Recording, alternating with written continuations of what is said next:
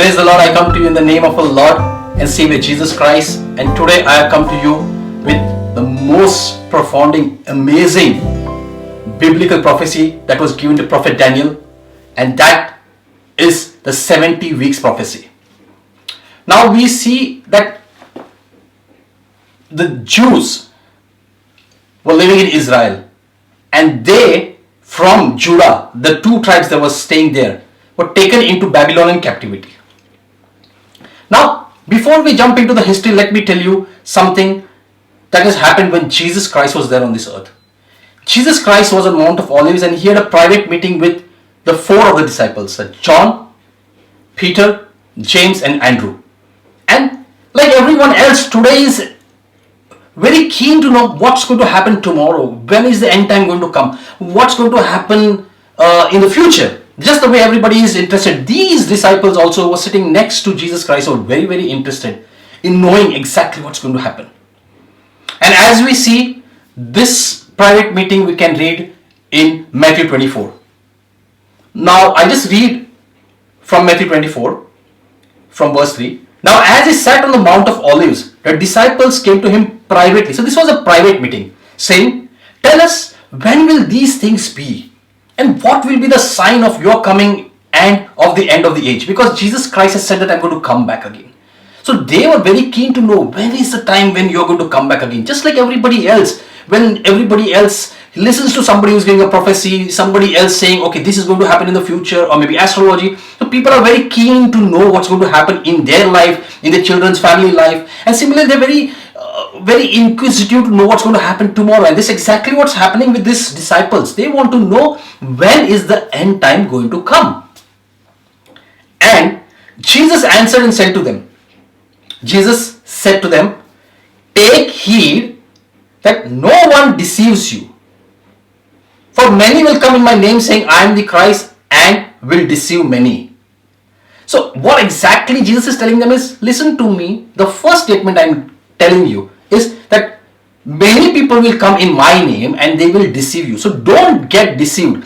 The whole idea is that for the entire church, for everyone who is listening to me right now, to understand that do not get deceived by people giving a false prophecy. Do not get deceived by people telling you that so and so thing is going to happen on so and so date. Because Jesus has been very clear about the time, the end times, which he says is only Father knows about these times. But just listen to what he's talking about in the further verses.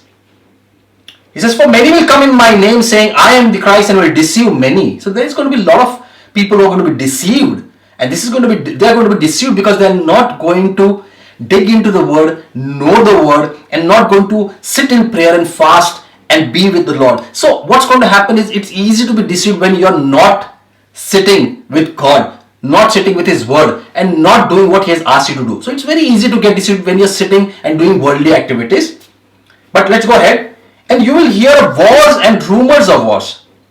See that you are not troubled, for all these things must come to pass, but the end is not yet." You see, he's clearly mentioning, Jesus Christ is clearly mentioning here that there are going to be wars and there are going to be rumors of wars. And this is exactly what's happening. You can see around the world, all the countries are fighting with the neighboring countries, whether it's North Korea, whether it's South Korea, whether it is like in what's happening in Syria, you see what's happening in Iran, you see what's happening in Iraq, you see what's going around between India, Pakistan, and you can see almost what's happening in China and around its borders. So these things are happening in front of our eyes. So we are able to actually see, even though this prophecy was given 2000 years back by Jesus Christ to his disciples. At that point of time, they always wanted to know when it's going to happen. But today we can see with our own eyes when we read the newspaper, when we see the Facebook, when we read the news which is coming from different quarters, we are able to see exactly that these signs are started happening in this world. So the nation will rise against nation and kingdom against kingdom. And there will be famines, pestilences and earthquakes in various places.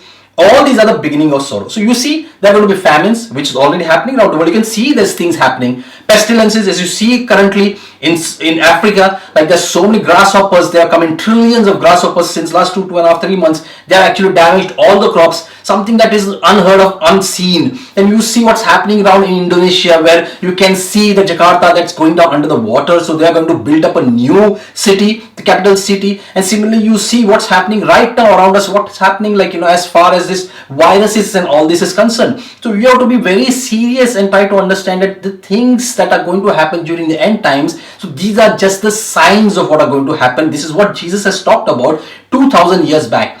So don't be ignorant about what word says and what word has told us, because as I go ahead, I will be talking about a prophecy which will blow your mind off. So this is, and there will be famines, pestilences and earthquakes. Earthquakes are happening around the world all the time now. If you go and look into the earthquake meter, you can see that they're happening all the places around the world, and this is frightening actually, and in various places. And these are the beginnings of sorrow. So what Jesus Christ is saying, these are not the end. This is not like the end is not coming. This is just the beginning. So you're just seeing just a small thread of a light, a small light which you can see. So just like, you're just seeing what's happening. This is just the beginning. This is just a start. This is just a friction, and things are going to happen even more. So now when you go in verse 15, you see something very prophetic spoken by Jesus Christ. This is what's going to be the main subject, what I'm going to speak about today. It's about the 70 weeks that Daniel, the prophet, received from Almighty God, where Gabriel came and gave him the prophecy about those 70 weeks. And this 70 weeks, when I explain, it's going to take a little time for you to understand, because it is a mathematical theory. It's a mathematical breakup. So when I speak about it, try to concentrate and please try to be with me, and don't just lose me, because if you lose me, you will not understand the whole preaching that I'm trying to tell you, because this is going to change your life. This will make you an even stronger believer. This will make you come even closer to the Lord. This, what I'm talking about, will make you know that whom you are serving today is the Almighty true God, who is the creator of heaven, earth and sea. You will see that your God has not only told you the past and the present, but has told you all the future. Now, if you diligently dig into the book, diligently read the word, diligently hear from those who tell you after their studies, and try to understand, you will really be able to know whom you are serving. So, Jesus Christ is telling about the great tribulation that's going to come. In Matthew 24, from verse 15, he's saying, "Therefore, when you see the abomination of desolation spoken of by Daniel the prophet, standing in the holy place, whoever reads, let him understand. Then let those who are in Judea flee to the mountains," and so on and so on and so on. That's what Jesus Christ has written. You can read that. But what is the most important thing is, Jesus Christ has talked about Daniel the prophet clearly in his statement while he is explaining to his disciples. You see, Daniel has written this book 600 years back, 600 BC, from 600 to 540, between that period this book of Daniel has been written. That's the period when this young youths from Judah were carried over to Babylon by Nebuchadnezzar, the king of Babylon, where the kingdom at that point of time which ruled the world was Babylon. And these youths came to kingdom in Babylon, and then they became the wise men. I spoken about this in my last preaching, so you can go back and just see, or you can go and watch the link that I've just put below here. So Daniel was a prime minister candidate in the kingdom of Babylon, and after that, the next kingdom that came, the Medo-Persia kingdom, which overtook the kingdom from Babylon, he became a prime minister there also. So he was the most important among all the wise men in both the eras, and he was called beloved by Almighty God. So God calls his people, his children, servants, and he calls them his friends, and then he calls them his beloved. So he is the one who is called beloved in the Old Testament. John is the one who is called beloved in the New Testament, because he loved God with all his heart, mind and soul. But now coming back to what I'm speaking about, Jesus Christ is clearly telling them about what is going to happen during the end times. He says, don't get deceived. And these things are just the start. We're saying famines are going to happen. There are going to be rumors of wars, and there are going to be earthquakes, and this is just a start. But he's saying now, when you see the abomination of desolation spoken by Daniel the prophet. That means, what is abomination of desolation? Abomination of desolation is the ultimate, what you say, thing that can be done in the holy of holies in the temple. A temple is divided into three parts: the outer court, the inner court, and the innermost court. That's called the holy of holies. In the holy of holies, you have the ark of Almighty God, which is inside, and the highest of the high priest during that time used to walk inside once in a year after offering the blood of the sacrificial lambs and bulls outside for the entire sins of entire Israel nation. He used to go in once in a year, and he used to go in and put the blood on the mercy seat and ask for forgiveness of sins for all the people who are in Israel. So that was what was the process when one used to go into Holy of Holies. Once in a year, highest of the high priest, not any other time. Now imagine how important, how holy that place could be. And what happens now, you look, is in that place, after Jesus Christ is sacrificed, there was a very big veil in between between the holy and the Holy of Holies, between these two blocks. So that ripped off. So now, because of Jesus Christ, the things have changed for us. But that I have already spoken in my other preaching. So you can go and you can look into that. But here, what is he saying? That abomination of desolation means that there is going to be a holy of holy place. A statue is going to be erected by the Antichrist. And this is what's going to happen in the end time. That's in the 70th week. That I'll come to you later when I talk about it.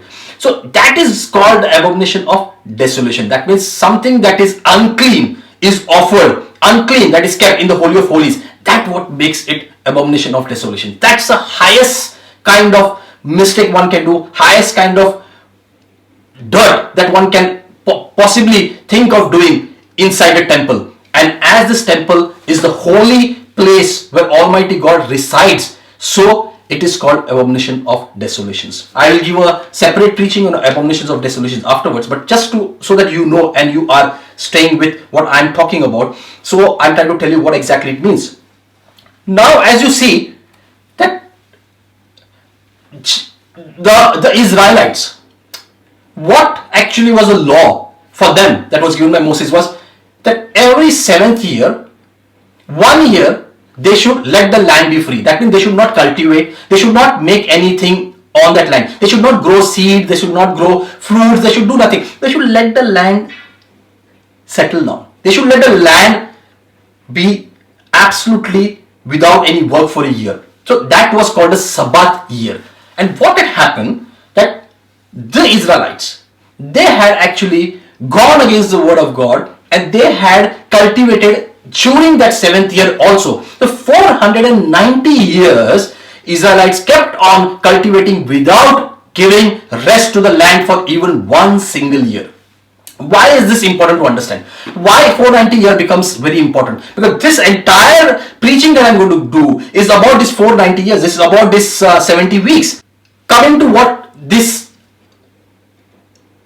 490 years is talking about is, when you don't let the land rest for 490 years, that means you have not let the land rest on the Sabbath for 70 years. 1 year in 7 years. So that means 70 years there are 10 years. And 490 years they did not let it rest. That means there were 70 years. 70 years they did not let the land rest. And when God knew that this is not happened and they are not followed by rules and they are not obeyed what I told them, He banished them out from Jerusalem and He sent them to Babylon. And this is what happened. And when they went into Babylon, they were in the captivity for 70 years. Now let us see that these are the sabbatical years, 490 years, which I have spoken about. Now in 2nd Chronicle 36, 19 to 21 it is written, "Then they burned the house of God, broke down the walls of Jerusalem, burned all its palaces with fire, and destroyed all its precious possessions. And those who escaped from the sword He carried away to Babylon." Now when they're talking about He carried, that means King Nebuchadnezzar carried to Babylon, where they become servants to him and his sons until the rule of the kingdom of Persia, until the Persians came and took over. To fulfill the word of the Lord by the mouth of Jeremiah, until the land had enjoyed her Sabbaths. As long as she lay desolate, she kept Sabbath to fulfill 70 years. That means in the 490 years, they have not kept the Sabbath. So 70 years rest God gave to the land. And how God gave the rest to the land was He allowed the Babylonian king to take the Israelites out of Jerusalem into Babylon. So now in Jeremiah 10 from 14 it's written, "For thus says the Lord, after 70 years." Now see how God works for Israel. This all stories about Israel right now, what we're speaking about. He is told Israelites, now because you did not listen to me and you did not keep the Sabbath, you did not stop cultivating the land for 70 years, I am going to do one thing. I am going to send you away for 490, that is, I am going to send you away for 70 years into Babylon. They have gone into Babylon now. And as they are in Babylon, there is one prophecy which Prophet Jeremiah had already spoken about before they were casted out from Jerusalem, before the Judas were casted out from the land. Jeremiah had given a prophecy, and Daniel was a very devout, holy person. He used to read the Bible. He used to understand it with the core meaning of what God wants us to speak through it. He used to go deep into it. He used to pray. He used to all the time. He used to pray regularly 3 times, and he used to, even though he was in Babylon, he used to pray looking towards the Jerusalem temple. Even though it was not there, it was so many, maybe 500 miles away from Babylon, but still he used to look towards that from his window and he used to pray towards that side. He used to fast and he used to obey the commandments of what Almighty God had given in Tanakh. That is, now if you see, he had read this prophecy which Prophet Jeremiah had given, and he knew that Prophet Jeremiah had predicted something very, very important. Now let's go to Jeremiah 10. "For thus says the Lord, after 70 years are completed at Babylon," that means after 70 years are completed at Babylon, where people are in Babylon, "I will visit you and perform my good word toward you and cause you to return to this place." That means God is saying, after 70 years you have stayed there because you have not obeyed me and not kept the Sabbath, I will come and visit you and get you back into the land.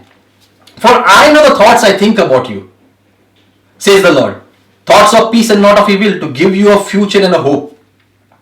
Then you will call upon me and go and pray to me, and I will listen to you. And you will seek me and find me. When you search for me with all your heart," very important that you have to search God, you have to be with God, you have to sit with God, you have to read the Bible, you have to fast with all your heart. Now this is what God is saying through Jeremiah the prophet. "I will be found by you, says the Lord, and I will bring you back from your captivity." God is promising that I'll bring you back from the captivity. But you have to pray with your heart. You have to understand what I'm telling you. "I'll gather you from all the nations and from all the places where I have driven you, says the Lord, and I will bring you to the place from which I caused you to be carried away captive." That means God is saying that you did not keep the Sabbath for 490 years. That means you did not keep the land uncultivated for 70 years. I have sent you as a punishment to Babylon. You are in Babylon, but I am talking through my prophet Jeremiah that I will bring you back to the land here. So this is what promise God has given. And Daniel is to read this, and he knew that now it's almost time. While he was at that age, he was reading, he was quite old now, he was reading, so he knew that now time is coming here where 70 years are going to come to an end and we are going to go back to the land of Jerusalem. Now everything has been crushed down in Jerusalem. The temple and all the city and the gates and everything has been put down. It's been broken. It's been ripped off. Nothing is there. All the gold has been carried from the temple by the Babylonian king. There's nothing there. It's desolate. You can say it's desolate. But you see here that Daniel, the prophet, as he knows the Bible, his Bible as he knows, as he reads Tanakh, as he reads the Old Testament, as he reads the prophets, he has seen this part that yes, Jeremiah the prophet has prophesied and he has spoken that God is going to bring us back after 70 years into the land from which we were taken to Babylon. So he says we are going to go back to our land. Now, how much of a faith does God demand from us to believe a prophecy? Many times a prophecy is given and many times one laughs over it. Many times in your life, in my life, everybody's life, a prophetic word comes through some pastors, some preachers, through the word while you're reading. It can come through any place, but you have to hold on to that word. This is what you can learn from here also, that apart from the word that is written in the Bible, apart from what all the prophets have said, apart from what is spoken by Almighty God right from Genesis up to Revelation, apart from that, the word can come through dreams, through visions, through any prophetic word, through an evangelist, or maybe through a prophet, or maybe a pastor or a preacher or a teacher. Instead of laughing it out and not taking it seriously, I want to tell you and I want to encourage you to take it seriously. Receive the word, pull it into your heart, keep it with you, and ask God to bring it to completion. This is the most important thing, because when God gives you a word, He'll confirm you 3 times. He'll confirm you minimum 2 to 3 times. It's not going to be like, and there are many people I have seen who dream dreams, and they want to dream what they want to dream. They want to see success of the children, so they dream about the success of the children. They dream about them having cars and bungalows, and they dream about their riches. That is not the dream that comes from God. This is a normal, natural dream which a man wants to dream. You want to become a superstar, you want to play in the best team in the world, whether any sports. So these are the dreams which you are actually trying to make a dream for yourself, but dreaming them yourself consciously. These are not the dreams I'm speaking about. The dreams and visions are so strong that it will come to you in such a way that you will know, yes, this is a dream which is not normal. This is not natural. This is not come from here. It's come from out of this world. So you will know. But then don't foolishly believe in a dream and just start doing what's been dreamt about. But try and wait till you get a word about it. Try and wait till you get a prophecy about it. And then you will see that these dreams and the visions that you see, things that God promises, good things for you. He says, I know the plans I have for you. Plans to prosper you, not to harm you, to give you hope in future. So when you get these dreams, God is going to bring good things to happen in your life. Praise the Lord. So now, before I jump into Daniel and his chapter 9, let me tell you that Daniel, this entire chapter 9 has been broken into 3 different phases. From verse 1 to 19, you can see that Daniel is praying. He's sitting with God and he's praying, and he's he's asking for forgiveness for all the wrongs that entire Israel has done. He's asking for forgiveness for every brother, sister, everyone who has done mistakes, who not listened to God, who have not done what God wants. So he's asking for forgiveness for the land. He's asking for forgiveness on behalf of his people, even though he was not sinning, even though he was a follower of the word, even though he was doing what God liked, even though he was following every word that God had written in his word. So he was praying on behalf of Israel, on behalf of all the people, and at the same time telling God that, God, please listen to our prayers. Listen to our prayers. So this 1 to 19 in the chapter 9. Now we are only going to speak about Daniel chapter 9. We are speaking about Daniel chapter 9, nothing else. So Daniel chapter 9, the first verse till 19 is Daniel's prayers.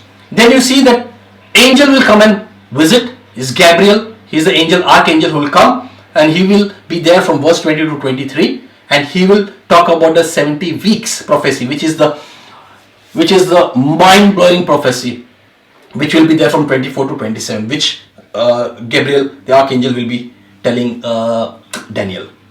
Now, to see that how much you believe about this prophecy in Daniel, is it true, is it not, has it been written afterwards? These are the questions that mostly people from the world will ask. This is what everybody asks. Oh, how is it possible? How can he be so specific? How can he be so precise? How can he exactly tell the date and time and exactly those years? It's impossible. It's impossible for a human mind to ever accept it, because accepting it means you are accepting what is written in the word of God. So a person will resist and will not want to accept what God has written so clearly. But you have to understand one thing, that the proof of this book is that it was written 300 years approximately before Christ.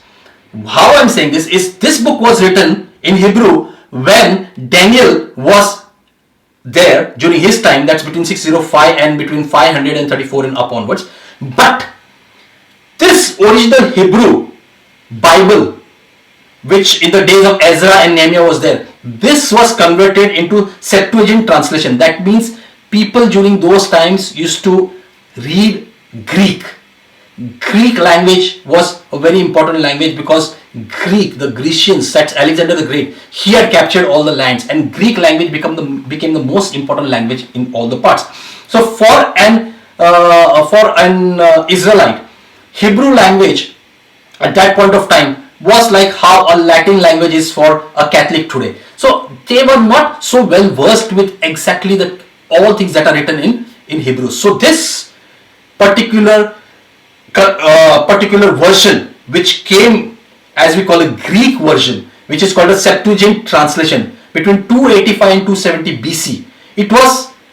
There was a person called Ptolemy Philadelphus II. He commissioned 70 top scholars at Alexandria to translate the Hebrew Tanakh, that's the Old Testament, into common Greek language of that day. So 300 years before Jesus Christ came, so these were written in Greek, translated in Greek. So it is not that this particular version of Daniel is questioned about. It cannot be questioned because it was there in black and white 300 years before Jesus Christ came, and it was in Greek. And add to it, Jesus Christ, when he came, he is speaking about prophet Daniel, as we read some time back. He is speaking about what prophet Daniel has written about the end days. That means we don't have to have any doubt when we read the Bible, because Bible is very specific, Bible is very clear, Bible clarifies what is written in Genesis, in Revelation, what is written in the books of prophet. It definitely will clarify itself somewhere or the other. It's only that you have to be diligent enough to go in and dig into it. And to all my brothers and sisters, everybody who's watching me, I'm telling you, there are many people in this world who do not take Bible literally. I'm talking about many people who are Christians. They do not take Bible literally. This prophecy, when you put in front of you and try to understand that God has put this prophecy into Bible, and you read it yourself and you see it yourself, you will be amazed and it will change your life. You will start taking Bible literally. And when you start taking Bible literally, God will reveal to you things that you never even dreamt of, reveal to you things that you cannot even think or imagine that you would be knowing about it. God has revealed things to me which I cannot even speak about. There are so many things God has spoken, and He's not spoken like He is not come and spoken into my ears, but He's spoken through His word to me. He's spoken through the preachers, He's spoken to the pastors, He's spoken to evangelists, He's spoken to me so many times. And I know that this gets confirmed through the word. If it's out of the word, that means it does not make much sense. But when it is aligned to the word from Genesis into Revelation, that means it comes from God. And how do you know it comes from God? Because these things come to pass and these things happen in your life.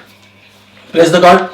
So you see that in 285 and 270, between that, this is, I'm talking about BC, this is not AD, this is BC. That point of time, the Septuagint translation was done, and you see this Septuagint translation is called Septuagint because it is supposed to be like 70 people have sat and like translated this. It could be 70, 72, but approximately. But this meaning of the Septuagint means 70.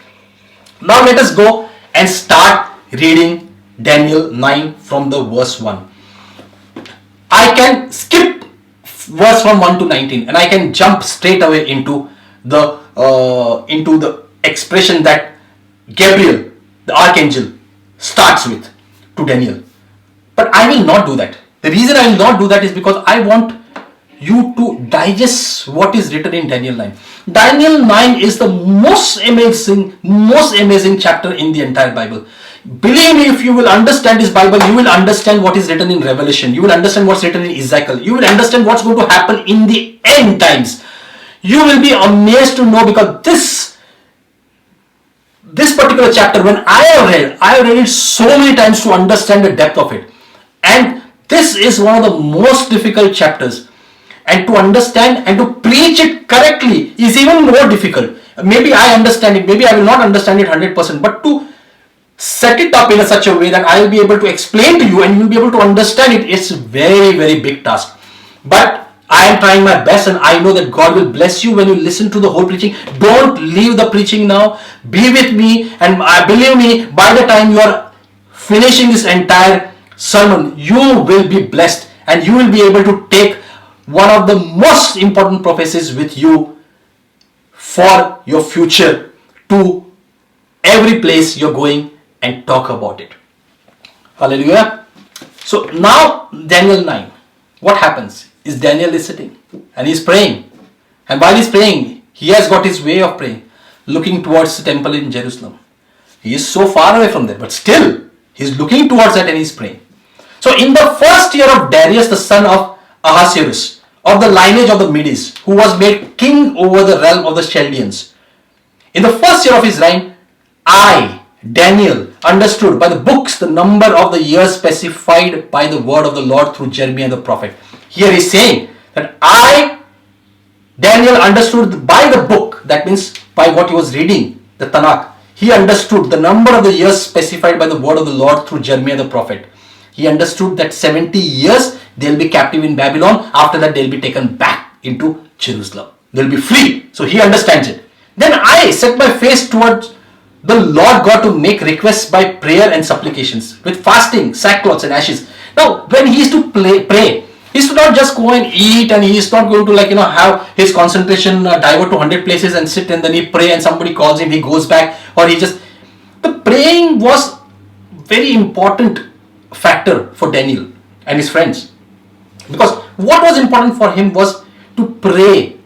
And here you can see that he is making supplications. He has not done any sin. He has not done any mistake. He does not have to cry about anybody. He is making supplications. He is talking to God. He is wearing sackcloth. This is how this during the old time they used to do. They used to wear sackcloths and they used to sit and they used to fast. So he had fasted and he was sitting in sackcloth and he was praying. And definitely when he was praying, he must be praying by sitting on his knees. So he was praying. His supplication. He is praying and talking to God now. And I prayed to the Lord by God and made confession and said, "Oh Lord, great and awesome God, who keeps his covenant and mercy with those who love him and with those who keep his commandment." That means God keeps his covenant with those who love him and those who keep his commandment. It's very clear here. So he is saying something which you have to understand, so that when you keep the commandments of God, he is going to come through your problems and every issue that you have in your life. Now from 5, we have sinned. Now he is saying he has not sinned, because he is one of them about whom sin is not written about. He is not totally sinless, but sin about him is not written about. Joseph, his sin is not written about, like how the sins of the other people are written about in this Bible, like David and everybody. He is not sinned, but he is praying. While praying, you have to submit to God. So he is being so humble, and he being humble is praying to God. He is saying, "We have sinned and committed iniquity. We have done wickedly and rebelled, even by departing from your precepts and your judgments. God, we have gone away from what you have given us in your word. You have gone away from all your laws. You have gone away and done some things and many things that have been absolute sin, what we should not have done, but we have gone and offended you. We have hurt you." So he's going on. "Neither have we heeded your servants, the prophet, who spoke in your name to our kings and our princes, to our fathers and all the people of the land." That means even though your prophets came and they prophesied, they talked about what's going to happen, we still did not accept the word that came from them. That means God spoke at that point of time through the prophets. That means Prophet Jeremiah had spoken to the land and told them, "Don't sin. Go on your feet, pray to God and be with Almighty God. Go, wear sackcloths, fast, pray, ask for forgiveness, your sin. But they did not believe it. So that's what he's saying in 6. "Neither have you heeded your servants, the prophets, who spoke in your name to our kings and our princes." The prophet is to speak to kings and to princes and is to tell them, "Go, bow down and ask for forgiveness." And the kings and the princes, they were arrogant enough not only not to listen, but also to put Jeremiah into the jail. Now, "O Lord, righteousness belongs to you." Righteousness belongs to you, he's saying. "But to us shame of face, as it is this day. To the men of Judah, to the inhabitants of Jerusalem and all Israel, those near and those far off, in all the countries to which you have driven them, because of the unfaithfulness which they have committed against you." That means there were 12 tribes in Israel. There were 10 tribes which were taken away by the Assyrians up when they had defaulted and they had done everything wrong against God. And after many years, now God has allowed the Babylonian king to come and take Judah, that is two tribes of Judah. He has been taken to Babylon. That means entire land of Israel has been thrown away out of the land. So he says, "O Lord, righteousness belongs to you, but to us shame of face, as it is this day, to the men of Judah, to the inhabitants of Jerusalem, and all Israel, those near and those far off, in all the countries to which you have driven them, because of the unfaithfulness which they have committed against you." Unfaithfulness committed against you means unfaithfulness committed against God. "O Lord, to us belongs shame of face, to our kings, our princes, and our fathers, because we have sinned against you." He's again and again saying, "God, we have sinned against you. We have gone against your word. We have not done what you want us to do. We have done everything wrong. We have done things that we should not have done. We have disobeyed you." So he's saying, "We have sinned, we have sinned, we have sinned." So he's speaking on behalf of entire Israel. He's speaking. "To the Lord our God belong mercy and forgiveness.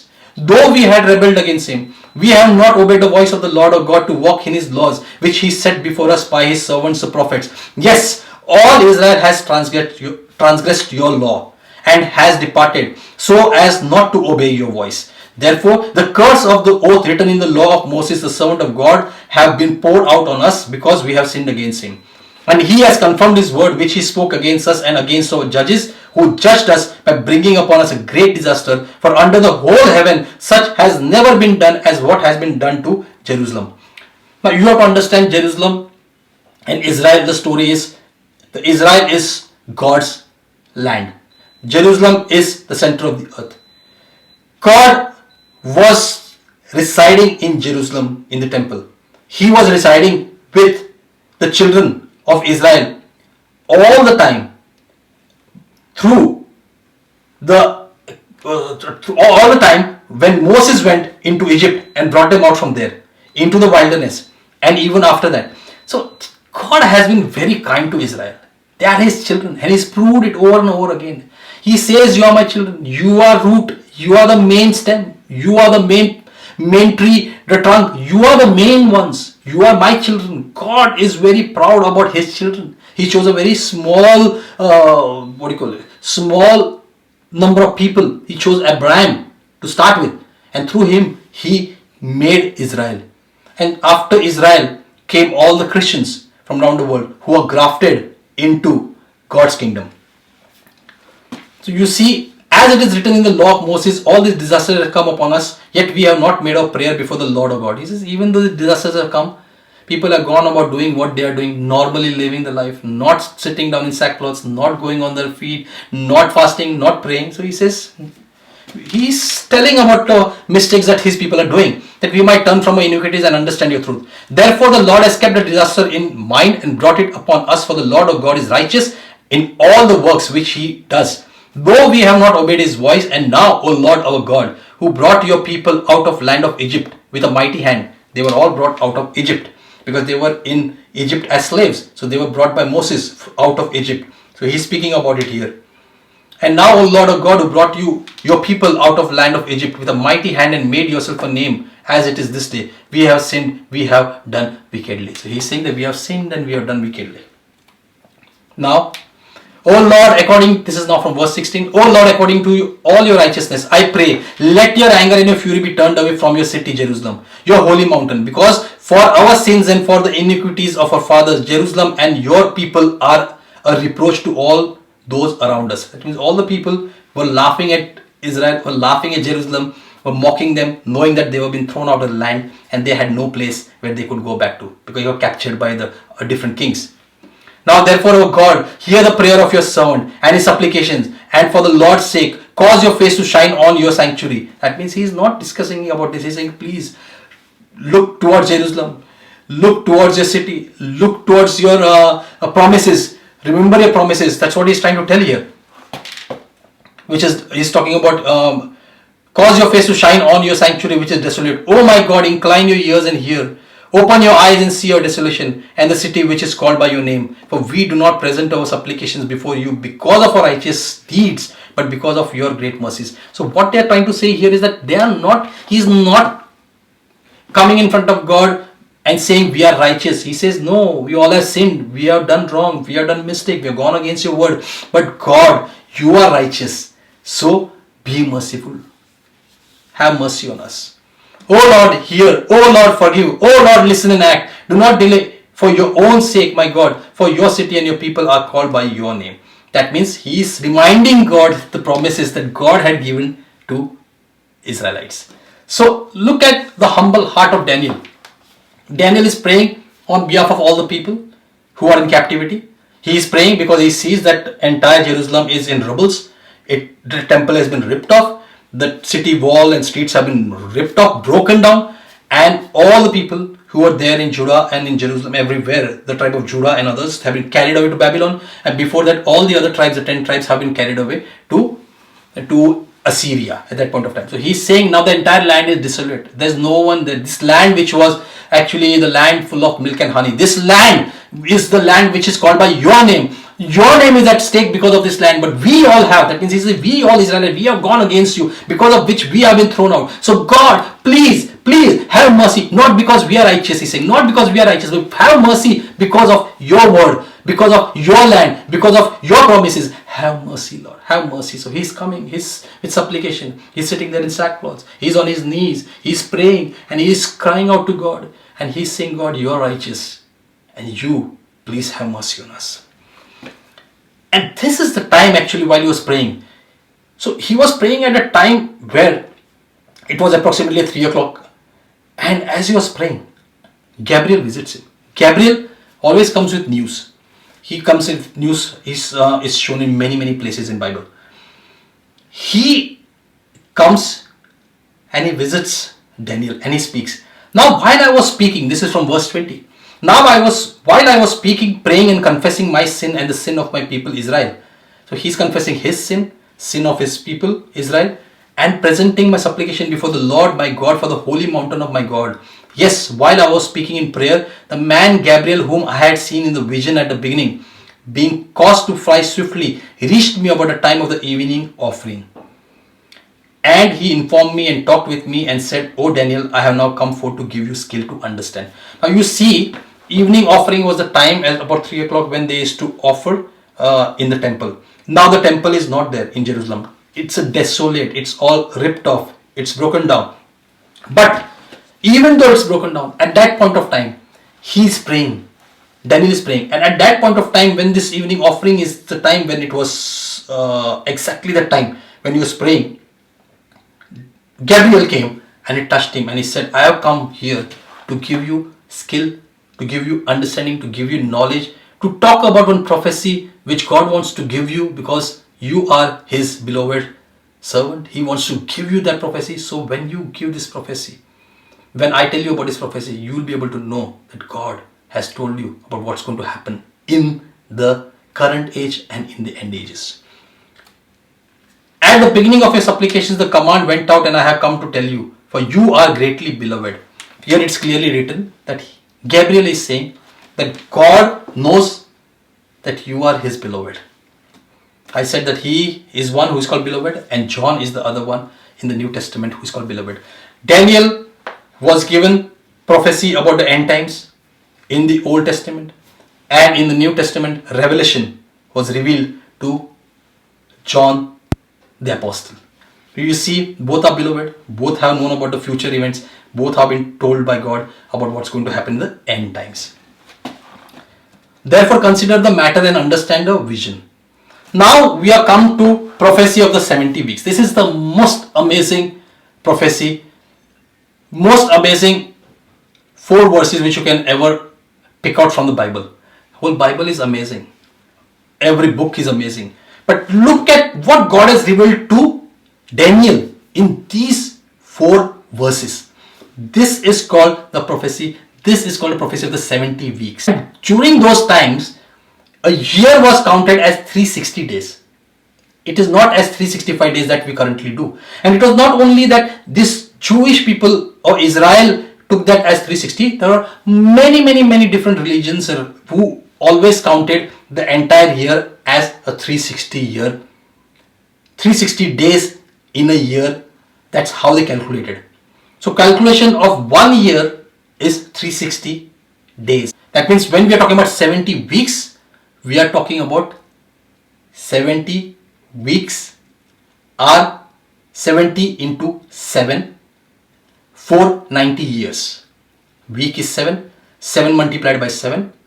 So 70 weeks multiplied by 7 is 490 years. So this prophecy, what is going to be talked about from 24 verse onwards in this four last verses is about 490 years. 70 weeks are determined for your people and for your holy city to finish the transgression, to make an end of sins, to make reconciliation for iniquity, to bring in everlasting righteousness, to seal up vision and prophecy, and to anoint the most holy.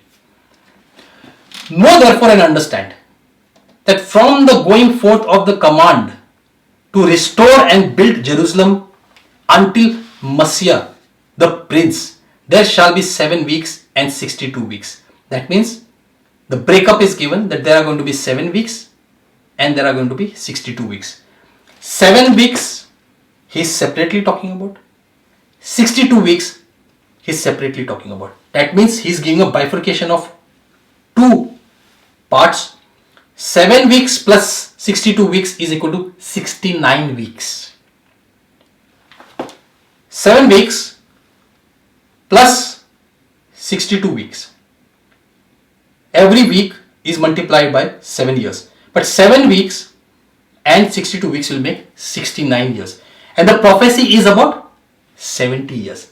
So there is 1 week which will be spoken about, because total is 70 weeks. 7 weeks, 62 weeks. This becomes total 69 weeks. And 1 week is the last week, that is the 70th week. Now we'll see what is spoken about here. And after the 62, he says, let me read the verse 25 again, as I explained to you. Know therefore and understand that from the going forth of the command to restore and build Jerusalem until Messiah. That means a decree will be given by the king.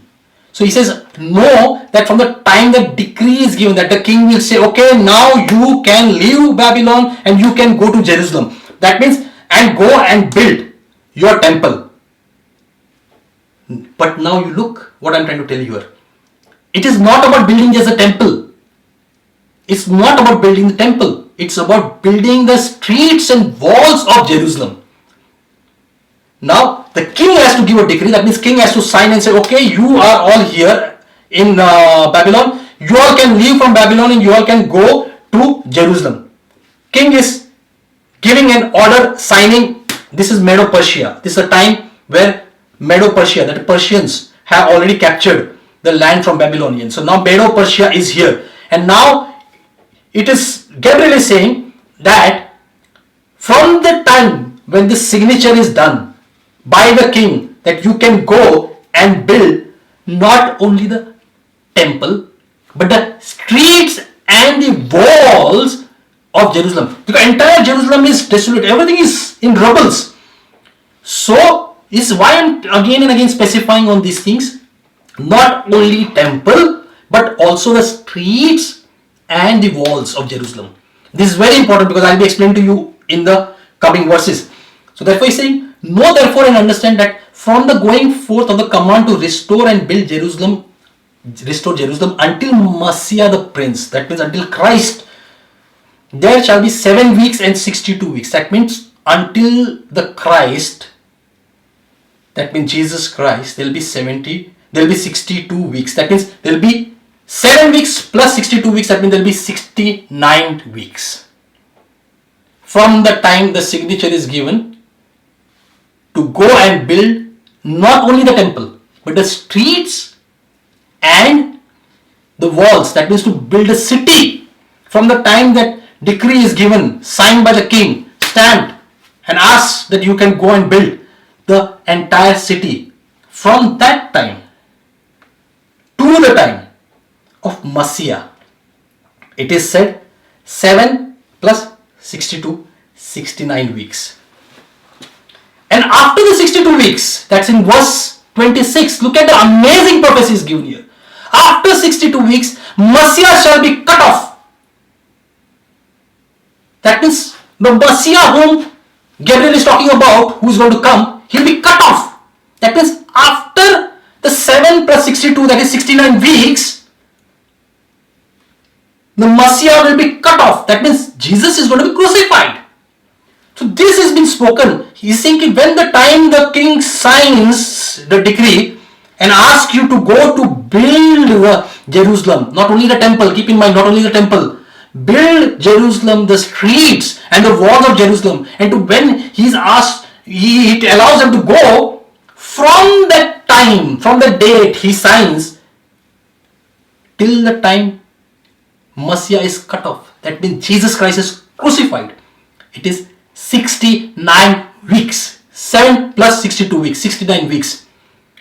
Most profound prophecy ever given in the Bible. And after the 62 weeks, Messiah shall be cut off, but not for himself, and the people of the prince who is to come shall destroy the city and the sanctuary. The end of it shall be with a flood, until the end of the world desolations are demanded. Now we will go to 27 verse. Then he shall confirm a covenant with many. Now we are talking about the 70th week. Now he's come to the 70th week. Now cut off, Messiah will be cut off, is crucified, is on the 69th week. 1 week is still remaining. I told you 490 years, 70 weeks. So 70 weeks are now divided into 7 plus 62, that is 69 weeks from the time a decree is given till the time Jesus Christ is crucified. 69 weeks. Last 1 week, 70th week, is the time that is going to come. That is after Messiah is cut off. There is 1 week, that is 7 years, that are going to come, which still have not come. Even though there has been a gap of more than 2000 years since Jesus has been crucified.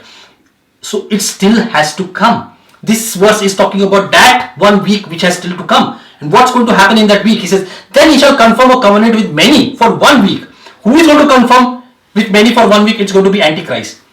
But in the middle of the week he shall bring an end to sacrifice and offering, and on the wing of abomination shall be one who makes desolate, even until the consummation which is just determined is poured out on the desolate. Now I will speak about 69 weeks only in this particular sermon.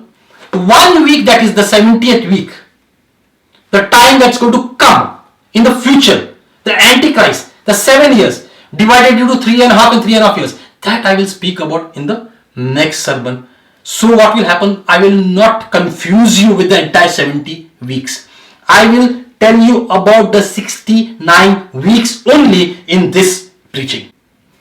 Now the most amazing thing is at that point is King Cyrus came and took over Babylon. Babylon was taken over by King Cyrus. But about King Cyrus, who was going to take Babylon, it was prophesied in 700 BC by Isaiah the prophet. Look at how the prophecy God had given, how God clearly talks about all these things beforehand. We should actually be amazed, and we should know that God, who tells us about these amazing prophecies, is the true God, the living God, the true God who does not hide things from his children. He reveals to them. Now King Cyrus, who is going to take over Babylon, the Medo-Persia, that empire which is going to come and take over, he is going to come and he is chosen by God. This is prophesied by Isaiah in 700 BC. King Cyrus took over kingdom from Babylon. Daniel showed him what was written. So he did not know about it, but then he was told that in the scroll of Isaiah, in the book of Isaiah the prophet, it's written about him, and he was thrown out. He did not know that how could God mention him by name before he was even born. 200 years before he was born, how could God write about him? So in Ezra, you see now Cyrus, about him in Isaiah 45, from verse 1 to 4 it is written.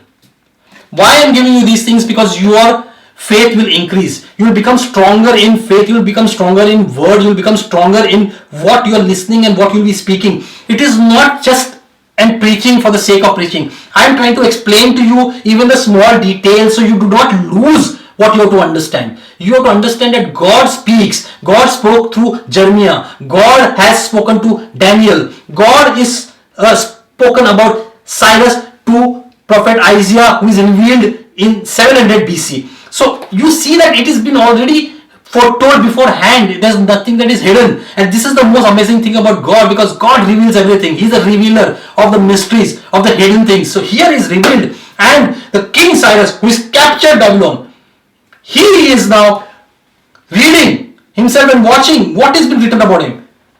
So it's written in Isaiah 45, 1-4. Thus says the Lord to his anointed, to Cyrus, whose right hand I have to subdue nations before him, and loose the armor of kings, to open before him the double doors, so that the gates will not be shut. I will go before you and make the crooked place straight. He's telling this to Cyrus. I will go before you and make the crooked place straight. I will break in pieces the gates of bronze and cut the bars of iron. I will give you the treasures of darkness and hidden riches of secret places, that you may know that I, the Lord, who call you by your name, am the God of Israel. So God of Israel has revealed himself to Cyrus, king. For Jacob, my servant's sake, and Israel, my elect, I have even called you by your name. So he's saying, because of my children, Israel, to prove that I am talking to you, I have called you by your name. So God is calling Cyrus by his name. Aren't you blessed? I think this is one of the most beautiful thing about Bible, is when you read about such things, you get goosebumps. You really feel like, oh, how great our God is, whom we are serving. He says, I will give you the treasures of darkness and hidden riches of secret places, that you may know that I, the Lord, who call you by your name, am the God of Israel. For Jacob, my servant's sake, and Israel, my elect, I have even called you by your name. I have named you, though you have not known me. He says, you don't know me, but even though you do not know me, I have called you by the name. So we have to understand that we are chosen by God before the creation of this earth. So if you serve God, if you walk righteously, if you do what God likes, God is going to use you mightily for everything. And just the way He's called King Cyrus by his name, so there are many people in this world who are called by his name. Praise Lord. So let us be one of those who are going to praise God from all the heart, mind and soul, know His word, receive the word, keep it in the heart, and believe in what He is as an almighty God. So what happened when King Cyrus of Persia, he read about it, he was amazed. It's written in the book of Ezra. That's in 537 BC. Ezra 1, 1-3. Now in the first year of Cyrus king of Persia, that the word of the Lord by the mouth of Jeremiah might be fulfilled. Jeremiah had said that after 70 years you'll go back. The Lord stirred up the spirit of Cyrus king of Persia, so that he made a proclamation throughout all this kingdom, and also put it in writing, saying, Thus says King Cyrus of Persia, all the kingdoms of the earth the Lord God of heaven has given me. He was the emperor of entire earth that point of time. His was the mightiest kingdom that time, Medo-Persia kingdom. And he has commanded me to build him a house at Jerusalem, which is in Judah. A place which he did not know about, a thing that he did not know about. Now he knows that God has called him by the name, chosen him, and has spoken to him. So he is saying, and he has commanded me to build him a house at Jerusalem, which is in Judah. Who is among you of all his people? May his God be with him, and let him go up to Jerusalem, which is in Judah, and build the house of the Lord of God of Israel. He is God, which is in Jerusalem. So he is accepting that the God Almighty, who could prophesy about him coming and having this entire kingdom, having victories upon victories, being called by the name, being prophesied about 200 years before he has even come. He is saying that this Almighty God, His place in Jerusalem is in Rubles. You all can go up. He is telling all these people, go and build the house of the Lord of Israel, which is in Jerusalem. This is the first decree. That means King Cyrus signed the first decree during the time of Ezra. So next decree, I will come to it and explain to you. Darius reigned 35 years. In his second year, he confirmed a decree made by King Cyrus 18 years before. The temple was finished in the 6th year of his rule, but the city of Jerusalem was not restored. Now you see that the next decree was confirmed by Darius. But now you see, Cyrus had signed a decree, but the time has not started which Gabriel has spoken about. Darius has already confirmed the decree which Cyrus has made. They are trying to make a temple in Jerusalem. They have problems, and a lot of people are going against them. So they are not able to build it during the time of Ezra. But you see here, still the decree that has been signed is signed where the temple has to be rebuilt. What has been prophesied is that streets, the walls, and the city of Jerusalem shall be rebuilt, and this decree has to be signed. From that point of time, you have to count the 69, not before it. So Cyrus decree you cannot consider as a decree by which day you cannot start counting. You cannot count it from Darius' time. But there was another king who reigned, Artaxerxes. He reigned, and in 445 BC, that you can see in Nehemiah, because Nehemiah was a cupbearer to the king. So he was a taster. He used to taste the wine and the drink and all these things, and he used to give it to the king. So he was the one who was the confidant of the king. He was sad. So king asked him, why are you sad? Then he told them that my entire city is lying, Jerusalem is lying in rubles. The streets are not made. The city is all having no walls, and it's all desolate. It's in rubles. So I'm sad because I know that this was one of the most prominent cities in the world. But now it's lying in rubles, so it's hurting my heart. That's why I'm sad. So he gave Nehemiah to restore and to build Jerusalem. So he gave a decree to not only make the temple, but to restore Jerusalem. So Nehemiah restored the walls in 52 days, but then it was fully restored in 49 years. This is the time from this decree onwards, that is 445 BC onwards, you can start counting the 69 years. Now, the commandment to restore Jerusalem was given by the king in 445 BC is Artaxerxes. And you see exactly, so first part, the temple was built, and then city was also built, and exactly after 69 weeks, that means 483 years, exactly after that, in 32 AD, there was a triumphal entry of Lord Jesus Christ from the Mount of Olives. He sat on the donkey, he went down the Mount of Olives, he went towards Jerusalem, and there you can say that people were saying, "Blessed be the King that comes in the name of the Lord, peace in heaven and glory in the highest." This is quoted from Psalm 118. So you see that this particular 69 weeks which you're talking about are not complete 70 weeks. 70 weeks are 490 years. 69 weeks are from the first year up to 483rd year. That means 7 weeks plus 62 weeks. From the time the king has signed a decree, that means from 445 BC, exactly after 483 years, exactly after 69 weeks, Jesus walked in the triumphal entry, claiming that he is the God, he is the Messiah, he is the Savior.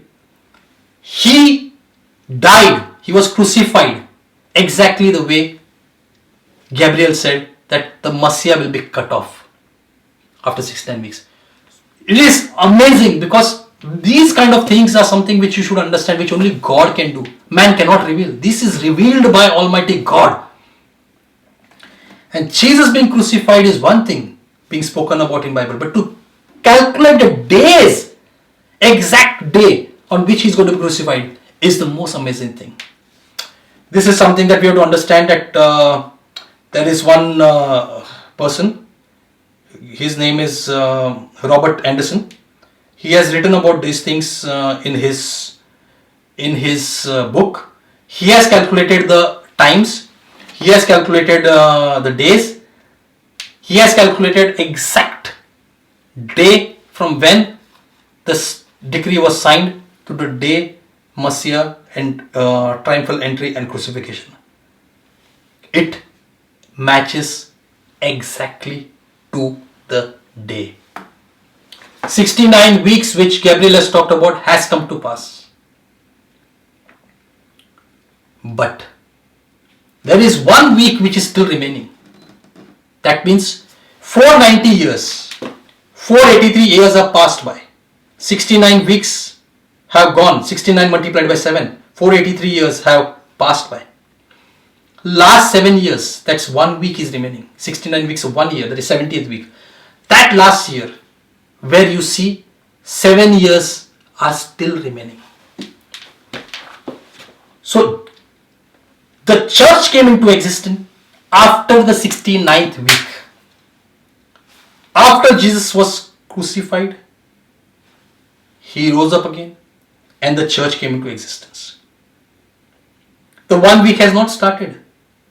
But there, last 1 week is going to come anytime.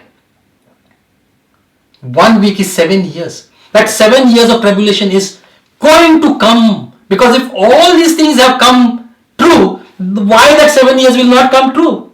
It will come true because God, when He speaks, it is with perfection. Every word, every dot, every full stop in the word is there which God has put in the Bible. Not because it is approximate. It is accurate. God cannot make mistake. People can make mistakes. They make mistakes. They sin. But God is absolutely 100% correct to the last point. Now, I have spoken about 69 weeks. But it's going to be interesting to know about the 70th week. Last week. 7 years. The most troubled time ever on this earth are the last 7 years that are going to come. The day when that is going to come is not spoken about. But Jesus Christ has spoken about it in Matthew 24. You can see He is saying that people will come to deceive you. Don't get deceived during those times, that is during the end times. Many will come in my name and they will say, I am Christ. He says, don't believe in them. He says, nations will rise against nations. There will be famines, pestilences, earthquakes in different places. And these are the beginning of the sorrows. That means these are the start of the sorrows. And the end which is going to come, the 7 years, the last week, is going to be divided into 2 parts. The 3.5 years of the first part and 3.5 years the latter part. That will speak in the next session.